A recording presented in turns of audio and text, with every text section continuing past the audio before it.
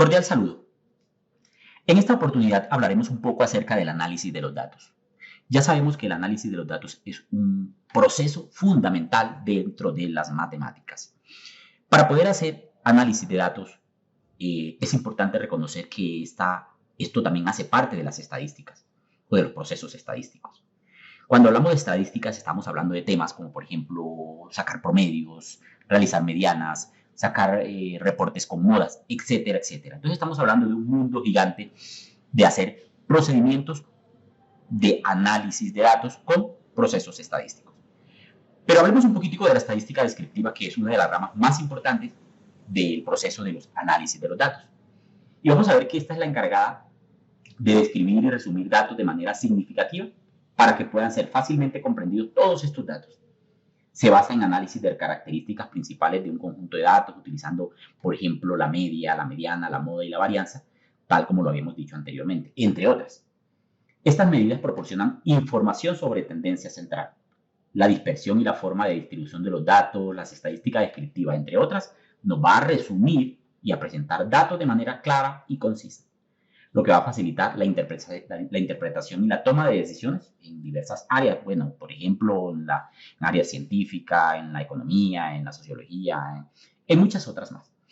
Pero bueno, vamos a entrar un poco a la práctica y vamos a entender un poco cómo podríamos nosotros hacer algún procedimiento de estos mencionados.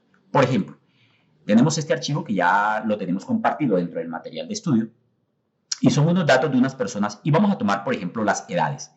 Quisiéramos sacar, por ejemplo, el promedio. Vamos a mirar entonces.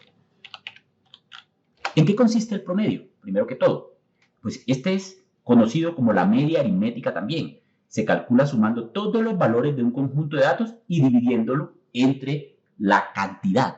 Es decir, aquí podríamos sumar todas estas edades y dividirlo entre la cantidad. ¿Cuántos datos tenemos acá?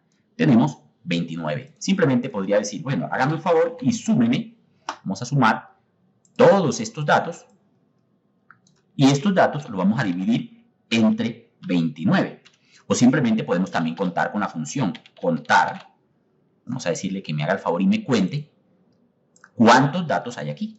Entonces ahí me está haciendo el promedio de la suma sobre la cantidad de datos que hay. Y me estamos viendo que ahí da 51.06. Esto es una forma de hacer el promedio. Pero en Excel, en esta herramienta que estamos haciendo esta prueba, podemos utilizar la función directa, que se llama igual promedio. Entonces aquí simplemente el mismo Excel me dice que el promedio va a ser la suma de todos estos datos entre la cantidad. No tengo que hacerlo de manera manual porque él me saca el resultado.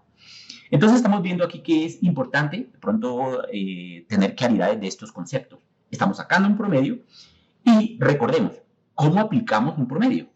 Pues bueno, digamos que los promedios se utilizan para encontrar un valor representativo dentro de un conjunto de datos y estamos viendo que este dato es el valor representativo para tomas de decisiones posteriores. En ese orden de idea, y esto podríamos decirlo que es como útil para calcular promedios de calificaciones, por ejemplo, en este caso para las edades, temperaturas, valores, sueldos, entre otros. Supongamos que en la organización queremos calcular el promedio de los sueldos de mis empleados. Entonces yo quiero saber más o menos cuánto se gana el grueso de mis empleados para yo saber cuánto le estoy pagando más o menos a cada uno de ellos. Ese es como el concepto de promedio.